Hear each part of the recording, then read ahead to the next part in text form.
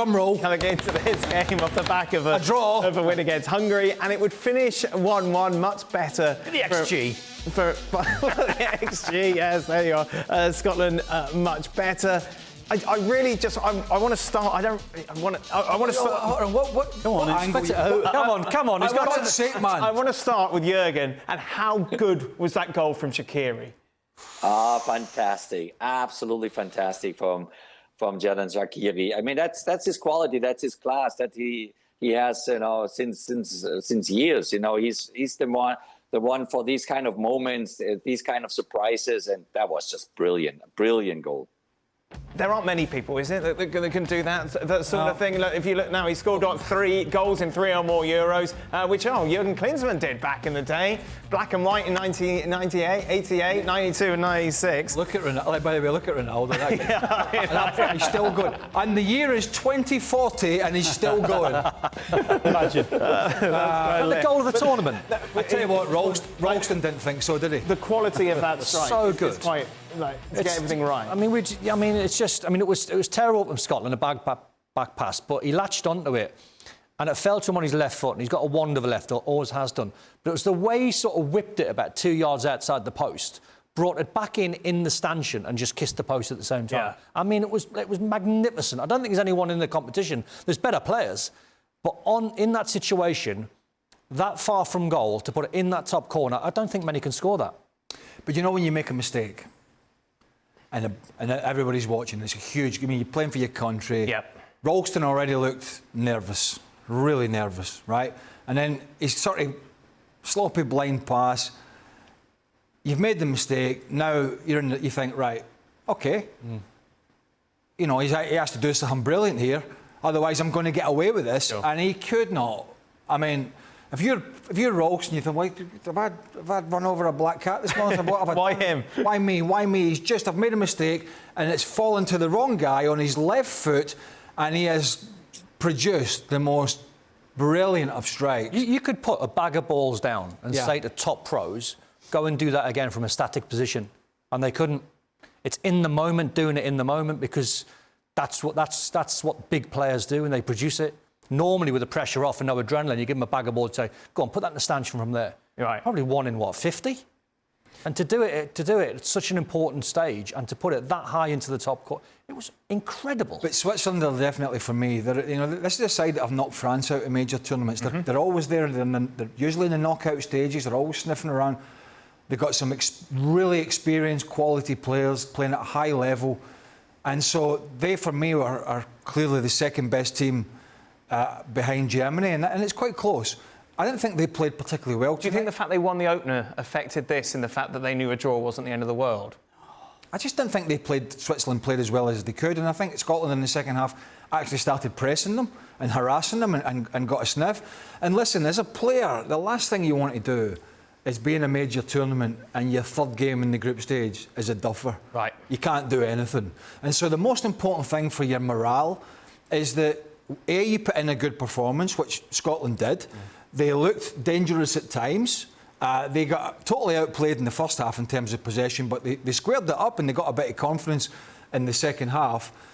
They looked dangerous, and they looked as if they could have got opened up 2 or 3 times on the break and behind. Could have won it with Hanley's header. Could have won it. Hanley's header off the post, McTominay volley. I mean, there was moments, and as a player, you go back to the tail and you think, we have a chance here. We're going to the final game, and we're playing Hungary, and they've just been beaten twice, and we have a chance. And that, in a major tournament, if you're a side that really generally historically struggles, is really all, particularly after you get battered in match day 1, is really all you could ask for. And so in that front, Stevie Clark got to tune out his players tonight. But we expected at least the closing down and the running around and not being so deep. We expected all that, because there's no way we could have been that bad the second time round. And honestly, as clear as Switzerland are the second best team in this group, Switzerland's a team that you expect to lose against the Frances and the Spains of this world, and you expect them to beat the Scotlands of this world. They're kind of right in the middle.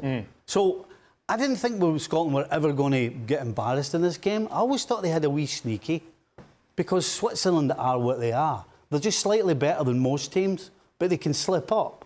And if you're Switzerland, you're probably saying we slipped up today, particularly after the way Scotland played against Germany. But Scotland 100% deserved this draw. Both sides could have nicked it at the end. But Scotland deserved the point for the effort, the commitment, all the typically Scottish things. Listen, we're not good on the eye. We don't play silky football. But what we do is we give everything. And that's what a speech today. this is, dear me. Do you know what? But that's what we expected.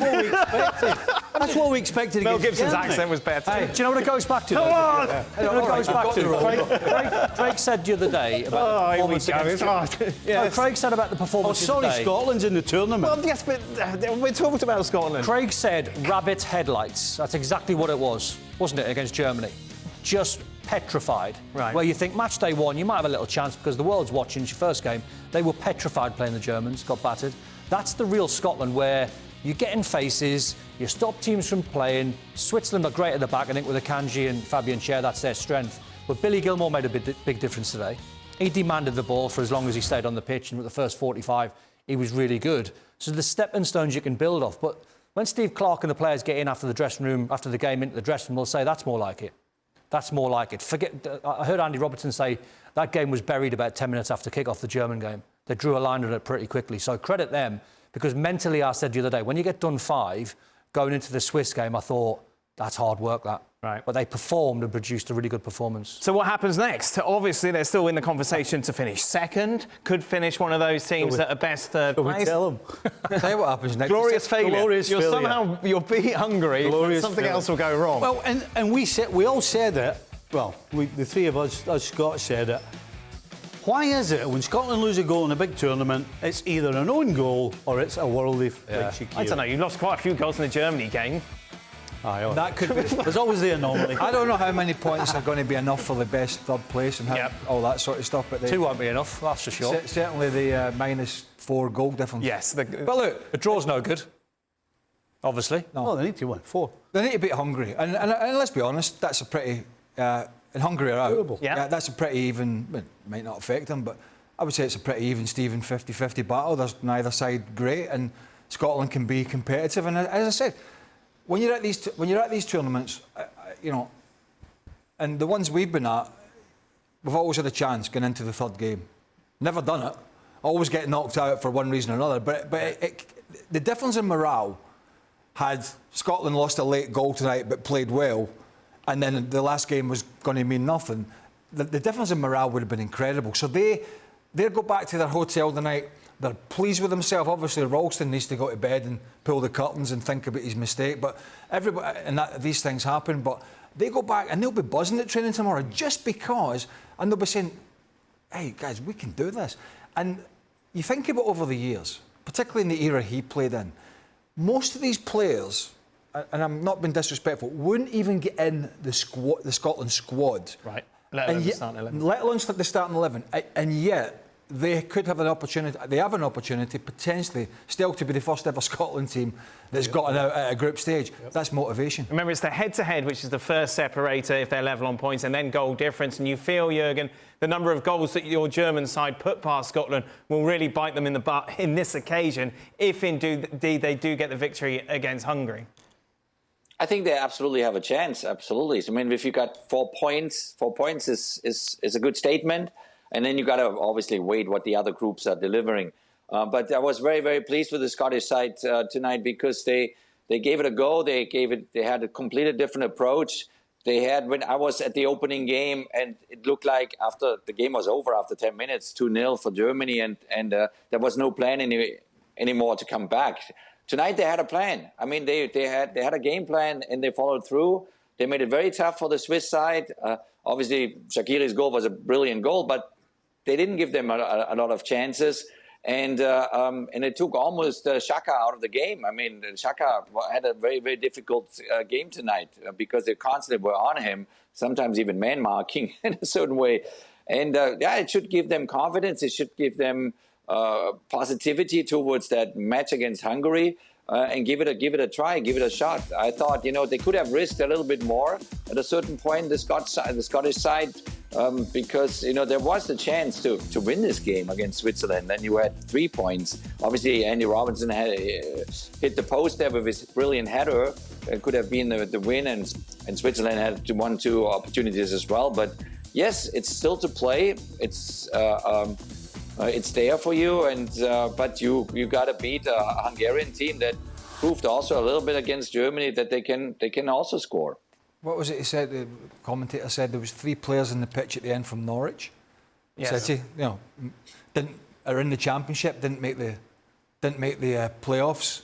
Or did they? Can't remember. They got battered anyway by Leeds, and then they got Che Adams up front from Southampton. So it's at the end of the day, you got to have some realisation about where the players are playing and the quality. And so when you look at that, they got battered by Germany, but that was pretty good tonight. The good thing is, though, they've got to win. He's had enough. They know that. Don, he's had enough. No, but they know they've got to win. That's a good place to be.